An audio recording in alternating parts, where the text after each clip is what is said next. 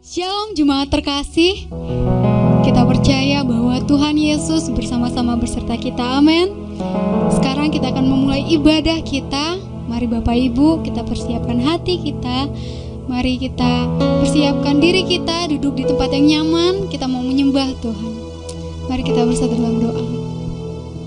Puji syukur Bapa kami panjatkan kepadamu.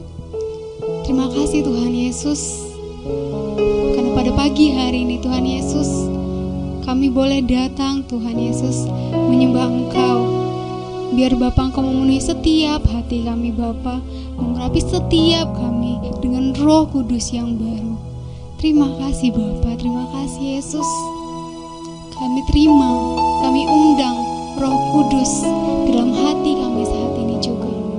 Syukur bagimu Bapa.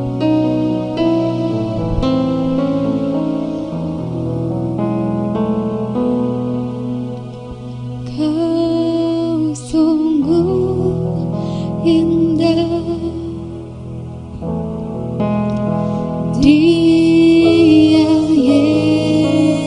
Yesus, Dia ajaib, Dia mulia, Dia agung, Dia cinta daku.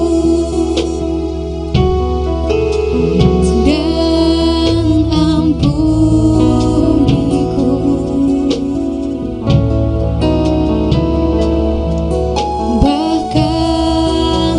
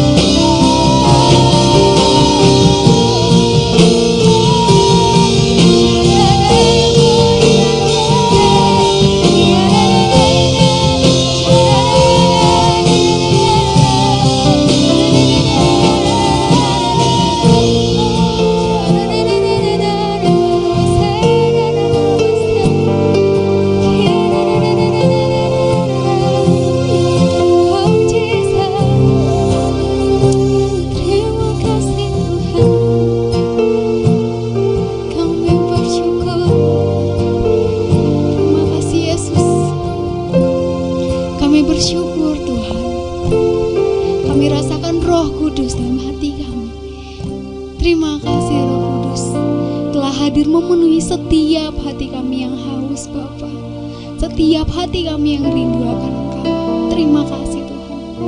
Kami mau bersuka cita lebih lagi dalam Kristus. Kami mau bersorak-sorai lebih lagi dalam Engkau Yesus. Mari yang bersuka cita bersama-sama dengan saya katakan amin. Sorakan haleluya. Kita mau menyembah Tuhan dengan sukacita, amin. Kita mau katakan kita mau selalu dalam hadirat Tuhan.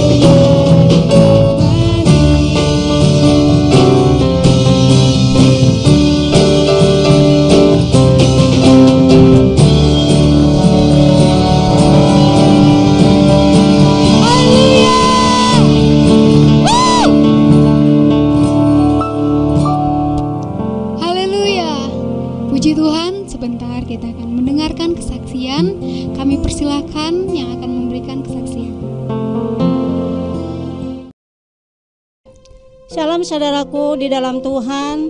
Hari ini saya bisa berdiri di tempat ini karena kebaikan Tuhan. Hari ini saya mau menyaksikan bagaimana cinta kasih Tuhan kepada saya dan keluarga. Menjadi seorang Kristen itu, saya sudah mulai sejak kecil. Tapi untuk bertobat dan mengalami pemulihan yang sungguh-sungguh dari Tuhan, luar biasa. Saya menganggap seperti susah dan sulit. Tapi saya berjalan di dalam Tuhan karena Tuhan selalu memimpin saya. Jadi apapun kesulitan, apapun kesukaran yang saya alami, saya kira itu berlalu karena Tuhan tetap memimpin jalan saya. Saya alami ini sejak SMA, saya udah mengenal Tuhan. Tapi saya sering jatuh bangun. Karena saya katakan begini, karena saya pernah jatuh karena kenakalan saya. Tapi Tuhan tetap baik sama saya. Tuhan menopang saya selalu, memimpin saya selalu, memanggil saya selalu. Saya tidak dibiarkannya jatuh. Setelah masa-masa saya berkeluarga dan hari-hari yang sekarang, saya mengalami begitu banyak cinta kasih Tuhan kepada saya. Saya selalu diuji dalam kesabaran dalam berumah tangga. Tapi Tuhan baik, memimpin saya, memberi kesabaran yang luar biasa. Apapun yang terjadi dalam hidup saya hanya meminta berdoa sama Tuhan. Tuhan pimpin saya, Tuhan tolong saya mengatasi semua ini. Tuhan jawab itu. Biasanya saya kadang-kadang ngomel, tapi tidak. Tuhan kasih hikmat pada saya, jangan ngomel. Jalani itu dengan hati yang ikhlas. Saya akan memperbaharui semuanya. Suatu waktu saya mendengar firman dari Bapak Pendeta Lukas Kacaribu. Beriman, berharap, kasih. Saya merasakan itu. Saya sadari setelah lewat waktu, saya sadari itu benar Tuhan. Saya beriman pada Tuhan. Tuhan menyediakan itu semua. Salah satunya pemulihan anak saya. Tuhan pulihkan anak saya menjadi kembali kepada Tuhan. Yang kedua, banyak pergumulan yang saya alami. Tapi Tuhan memulihkan itu karena apa? Karena saya berharap sama Tuhan. Setiap malam, ya saya tidak mau mengungkapkan istilahnya ini jadi kesombongan bagi saya, enggak. Tiap malam saya berdoa, Tuhan, saya mau keluarga saya semua yang terlibat dalam saya, Tuhan pulihkan. Saya hanya berharap pada Engkau Tuhan. Yang lainnya tidak menjadi bahan pikiran saya. Di dalam kehidupan sehari-hari saya menjadi seorang pekerja. Sebelum pandemi saya kerja di catering. Saya mengalami banyak pertolongan Tuhan. Suatu hari kami keadaan sedang masak. Teman saya berbuat kesalahan. Kesalahannya pas waktu masak itu minyak begitu banyak di depan kami kompor. Saya di depannya sekali. Tanpa sengaja memang katel yang di ini kesenggol sama dia. Kalau dalam pemikiran manusia itu minyak itu udah tumpah ke saya. Tapi saya hanya bilang, Tuhan Yesus, minyak itu jadi tumpah malah ke teman saya sendiri. Tapi puji Tuhan teman saya juga cuman kecipratan sedikit. Tapi saya tahu di situ bagaimana cinta kasih Tuhan kepada saya, melindungi saya, melingkupi saya. Karena setiap saya sebelum bekerja saya berdoa, Tuhan tolong saya. Ini adalah pekerjaan saya untuk menolong keluarga saya, buat anak-anak saya. Tuhan itu baik saudara-saudara. Saya tidak bisa melakukan terkadang apa yang Tuhan minta dari saya. Tapi saya tahu Tuhan itu baik. Di dalam masa pandemi sekarang, apapun yang saya minta dalam doa, Tuhan berikan pada saya. Karena Tuhan bilang, anakku, kamu tidak akan kekurangan. Itu saya rasakan dalam suatu malam. Saya berdoa sama Tuhan, Tuhan, saya nggak punya duit. Besok anak saya mau PAT.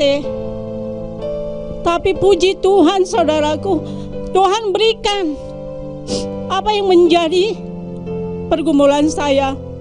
Salah satunya dari sepupu saya, Tuhan berikan melalui itu. Dan keduanya, saya mendapatkan berkat itu dari GKKE MD Jabar. Tuhan sungguh baik Engkau ya Bapa. Itu doa saya. Saya terharu, saya menangis. Saya menangis itu bukan karena saya senang diberikan begitu. Langsung saya sepertinya nanti juga Tuhan selalu memberikan, enggak. Tapi saya tahu Tuhan itu baik, selalu baik kepada saya, keluarga saya. Itulah saudara yang menjadi kesaksian saya. Jadi saudara, tolong kita perhatikan dalam kehidupan sehari-hari supaya kesaksian saya ini juga mungkin bisa menjadi berkat bagi saudara-saudara. Kita bawa setiap pergumulan dalam doa dan yakin, beriman, berharap kasih Tuhan pasti mengalir kepada kita, karena kasih Tuhan itu tidak terukur saudaraku. Inilah kesaksian saya yang semoga itu bisa menguatkan bagi kehidupan kita semua. Puji Tuhan, kesaksian yang luar biasa. Kita percaya bahwa berkat Tuhan yang sama yang dialami oleh yang bersaksi tadi boleh terjadi dalam kehidupan setiap kita, amin. Sebentar kita akan memberikan persembahan ucapan syukur kita. Sebelum itu mari kita persiapkan hati kita. Puji Tuhan, kami bersyukur Bapa buat berkat Tuhan yang kami terima. Sebentar Bapa, kami mau memberi sebagian daripada yang Tuhan berikan kepada kami sebagai persembahan ucapan syukur kami. Terima kasih Tuhan Yesus, kami memberi dengan sukacita, haleluya, amin.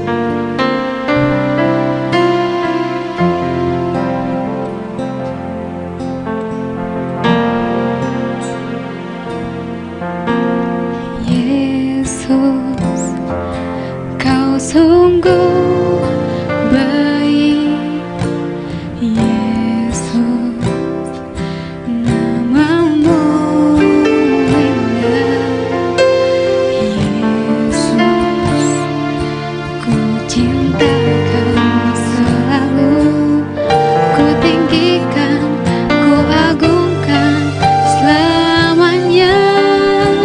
Panggil Yesus,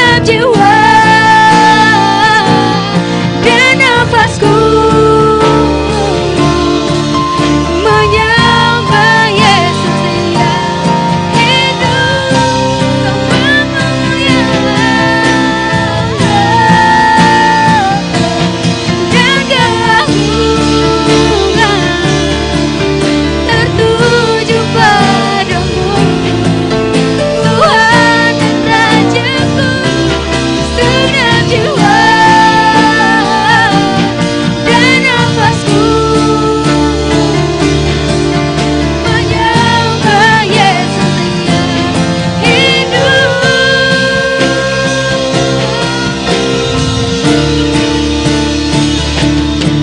Mau memuji, ku selalu pujimu, ku mau menyembahmu, ku selalu hanya Kau yang layak, layak, layak terima semua pujian, kemuliaan hanya bagi Tuhan.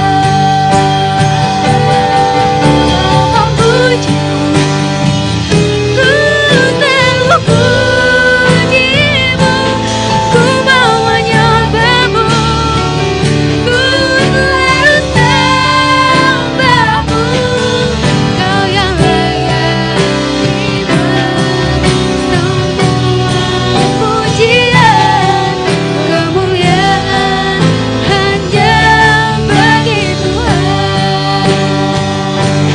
Kau yang layak terima semua pujian, kemuliaan hanya bagi Tuhan. Kau yang layak Tuhan, Kau yang layak terima semua pujian, kemuliaan hanya bagi Tuhan.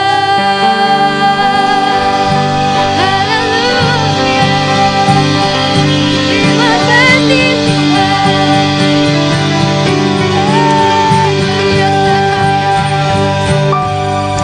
Puji Tuhan, terima kasih Roh Kudus. Kami bersyukur Tuhan, Kau menyertai ibadah kami ini Bapa. Sebentar Tuhan, kami mempersiapkan hati kami untuk mendengarkan firman Tuhan. Haleluya. Amin. Puji Tuhan Bapak Ibu. Sebentar kita akan mendengarkan firman Tuhan. Mari persiapkan hati kita, mari persiapkan diri kita. Duduk di tempat yang nyaman. Selamat mendengarkan. Terima kasih. Haleluya, haleluya, haleluya. Terima kasih tim pujian penyembahan, worship leader, singers, dan terima kasih berkesaksian. Hari ini adalah hari yang sukacita buat kita semua. Saya percaya saudara yang di rumah-rumah juga bersukacita. Mari senyum bersama saudaraku. Salam kiri kanan, katakan hari kita bersukacita. Karena kalau saudara bersukacita, hati yang gembira adalah hawa yang manjur, maka saudara imunnya akan dinaikkan. Dan saya percaya juga setiap saudara yang di rumah-rumah hari ini tidak pernah goyah di masa kritis. Hari ini saudara, saya akan sampaikan firman Tuhan buat saudara. Temanya adalah tidak pernah goyah di masa krisis. Amin saudaraku. Kita lihat di dalam Kejadian 41 ayat 53 sampai 57. Saya bacakan buat saudara karena di layar juga ada saudaraku. Setelah lewat ke-7 tahun kelimpahan yang ada di tanah Mesir itu, mulailah datang 7 tahun kelaparan seperti yang telah dikatakan Yusuf.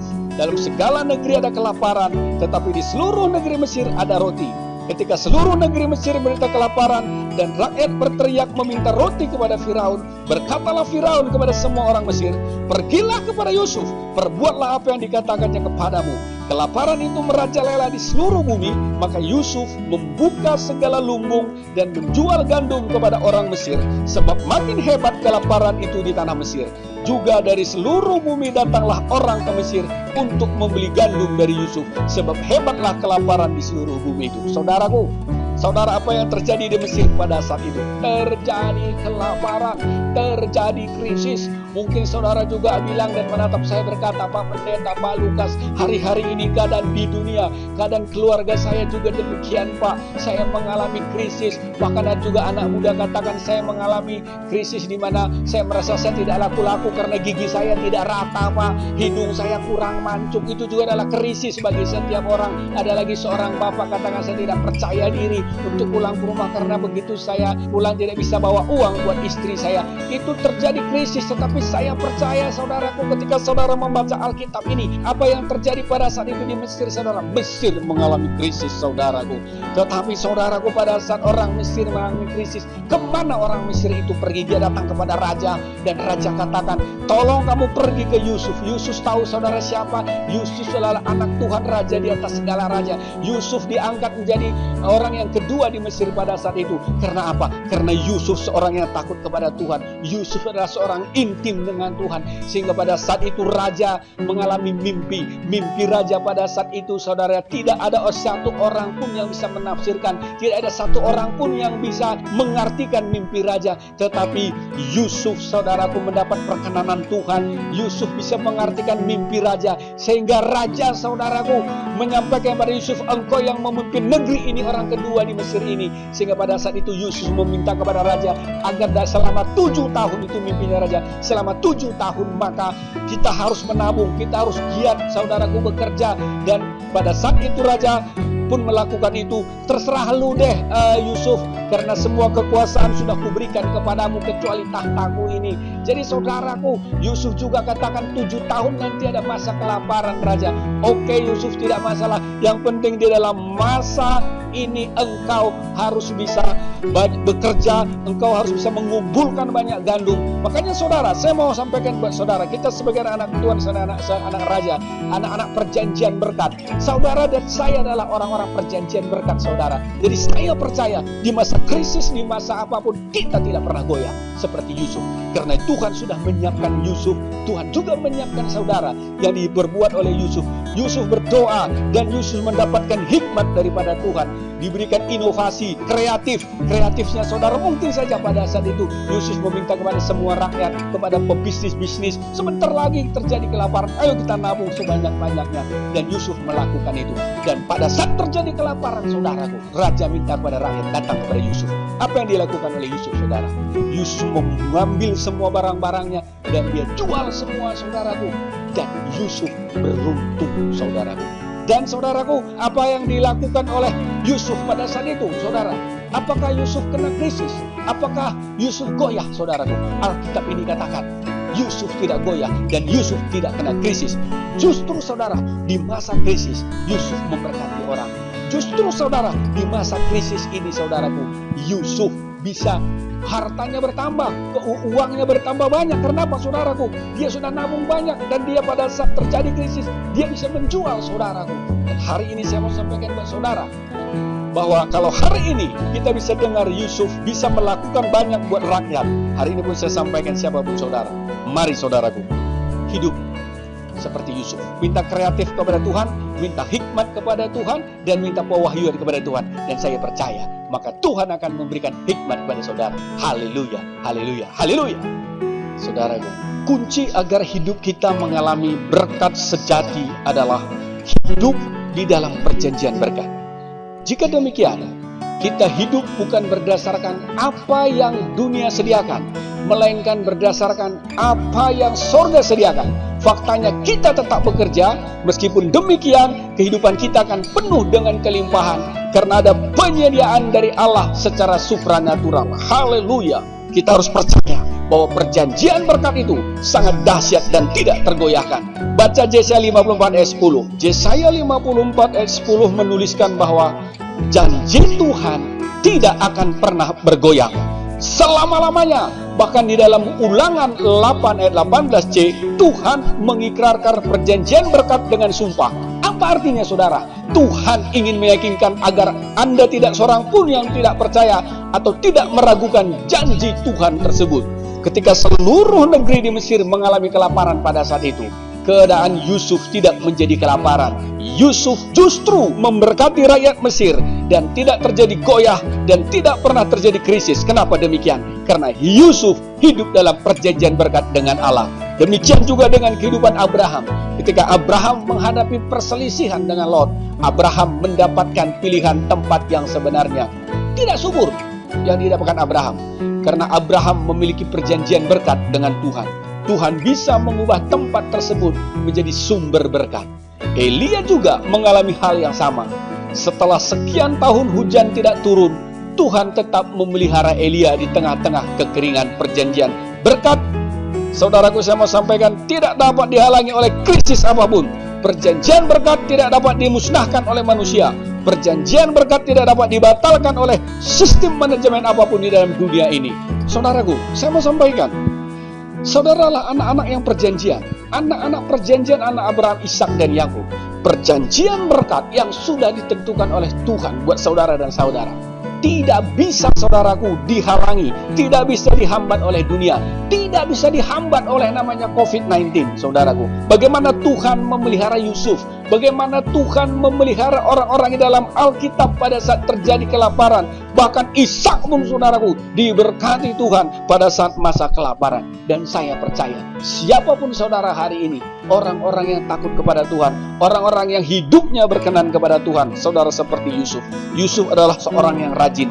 Yusuf adalah seorang yang tahu masa depan. Yusuf adalah seorang yang bisa menabung. Yusuf adalah seorang yang mengumpulkan uang pada saat berkelimpahan. Dan saya percaya, pada saat krisis ini, saudaraku, pada saat apapun yang terjadi hari-hari ini, karena efek dari COVID-19, saudara pasti dipelihara oleh Tuhan. Haleluya, haleluya. Saat ini keadaan di negeri kita mungkin sedang mengalami krisis, saudaraku. Di negeri orang lain juga seperti itu. Di tempat kerja kita mungkin sedang, saudara, difitnah orang, diperlakukan tidak adil oleh orang lain. Jalan-jalan saudara seakan tertutup semuanya. Jika hidup kita dalam perjanjian berkat, percayalah bahwa pemeliharaan Tuhan tetap bersama dengan kita.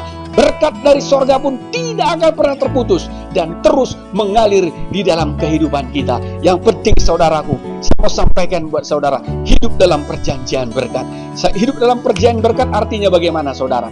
Saudaraku, takut kepada Tuhan. Takut kepada Tuhan adalah hidup di dalam firman Allah. Hidup dalam firman Allah caranya bagaimana, saudara? Satu, saudaraku, saudara harus selalu berhubungan intim dengan Tuhan. Hidup di dalam pujian penyembahan. Bangun pagi-pagi, ajak anak, ajak istri, ajak suami, berdoa bersama-sama. Selanjutnya, saudaraku, Alkitab katakan, saudara juga tahu maksud Tuhan, tujuan daripada Tuhan. Dalam keadaan seperti sekarang ini, Tuhan mau, saudara, kita bekerja, saudaraku, bekerja bersama di dalam kehidupan kita. Baik di dalam pekerjaan, di dalam rumah tangga, pekerjaan di dalam pelayanan, saudara harus bersama-sama. Artinya rajin bekerja untuk mendapatkan berkat. Cari pekerjaan dan Tuhan akan memberikan pekerjaan itu buat saudara. Cari nafkah itu tidak dosa. Cari nafkah itu adalah anjuran daripada firman Tuhan. Karena firman Tuhan katakan, saudara, yang tidak bekerja tidak makan. Saudaraku, saya percaya, jangan pernah terputus dari Tuhan dan tetap mengalir aliran roh di dalam kehidupan saudara. Karena hari-hari ini adalah hari-hari di mana Tuhan mau saudara juga dapat menabur kepada Tuhan, menabur kepada orang-orang yang kesusahan, menabur kepada orang-orang yang membutuhkan. Mungkin saudara berkata, Pak Lukas, saya tidak punya uang. Saya mau sampaikan buat saudara, berapapun uang saudara, apapun yang saudara bisa lakukan, saudaraku, saya percaya Tuhan akan melihat hati, bukan melihat nilai berapa pemberian saudara. Saya mau menyaksikan buat saudara dalam hari-hari seperti sekarang ini. Setelah pertama ketika kejadian corona, saudara, saya sempat berpikir bagaimana caranya saya untuk membayar gaji karyawan. Bagaimana cara saya untuk membayar gaji untuk full timer, saudaraku. Tapi Tuhan bicara buat saya, jangan khawatir, jangan takut. Karena aku adalah Allah yang memberikan perjanjian kepada Abraham, Ishak, dan Yakub. Dan engkau adalah keturunan Abraham, Ishak, dan Yakub.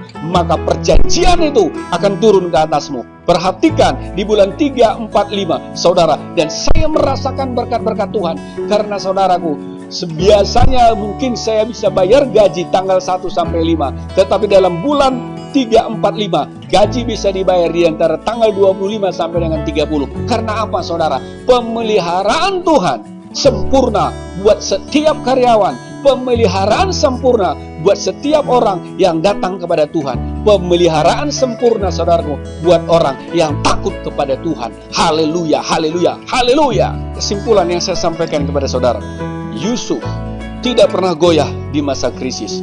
Yusuf tidak goyah di masa kelaparan.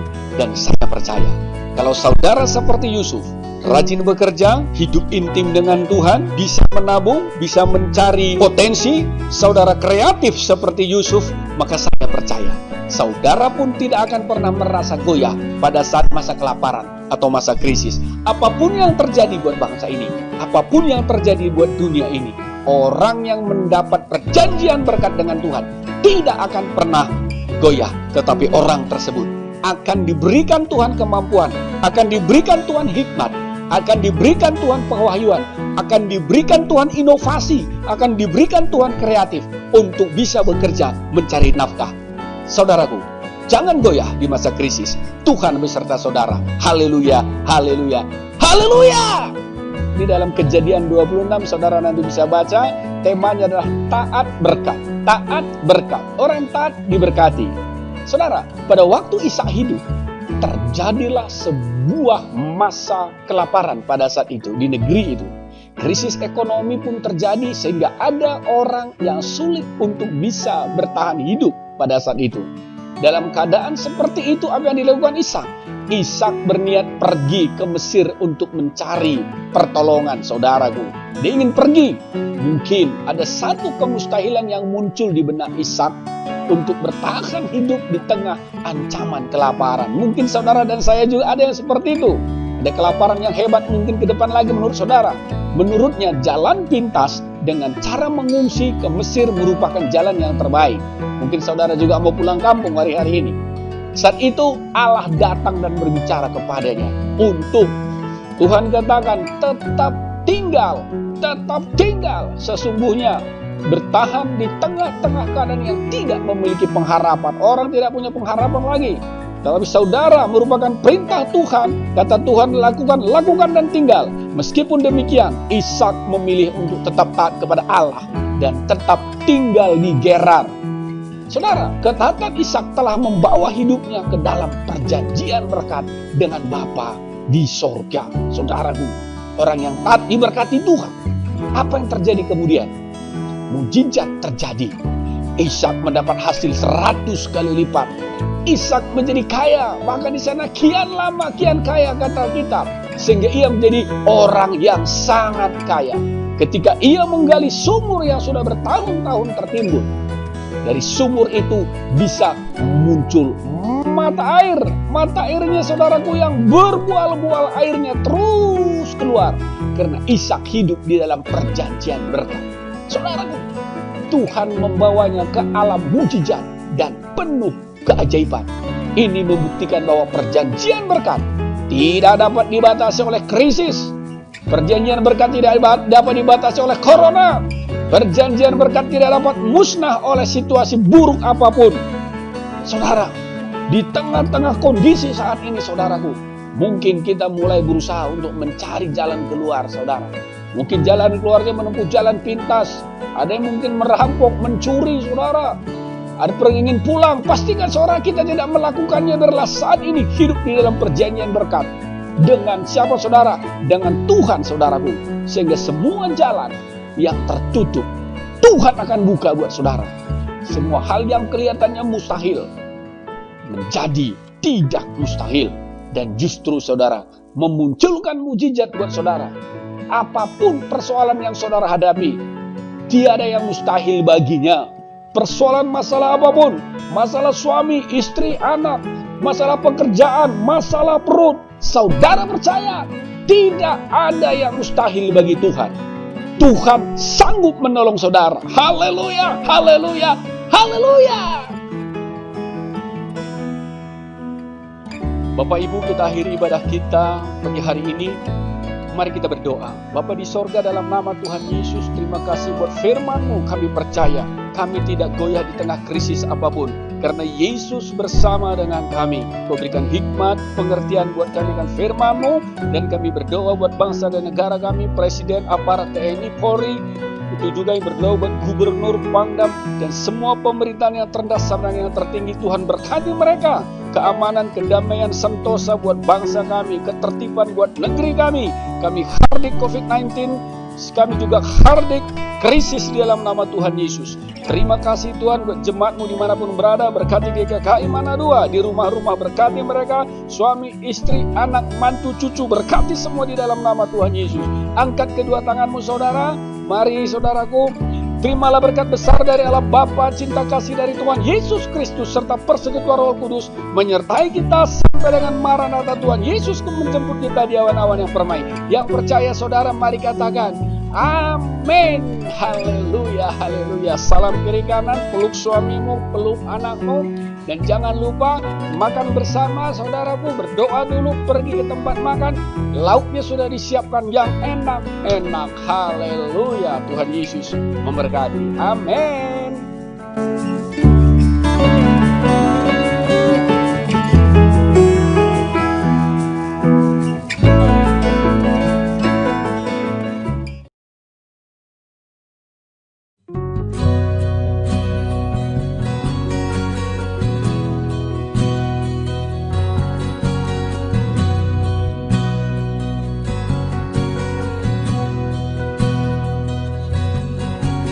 Datang Roh Kudus, kau ku rindu, dengan minyak yang baru urapiku, mengalir penuhiku, mengalir pulihkanku. Kuasamu bebaskan hidupku. Satu yang ku rindu, bersekutu denganmu, bawaku lebih lagi tinggal di dalammu, nikmati hadiratmu, jamahlah seluruh hidupku. Urapanmu mengubah hidupku.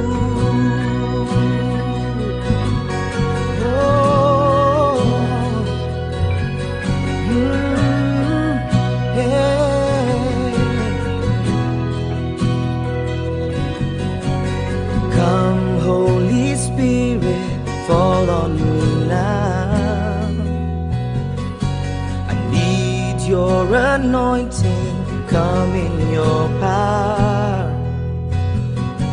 I love you, Holy Spirit, you're captivating my soul. And every day I grow to love you more.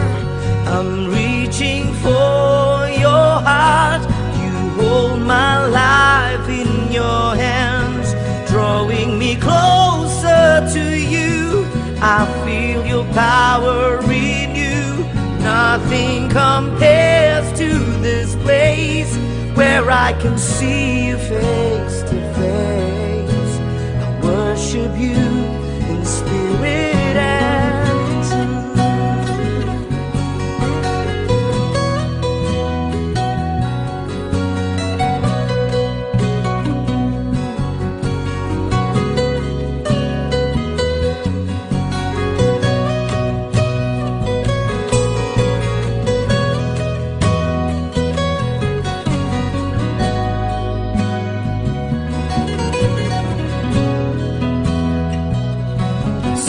Yang ku rindu, bersekutu denganmu, bawaku lebih lagi tinggal di dalammu, nikmati hadiratmu, jamahlah seluruh hidupku.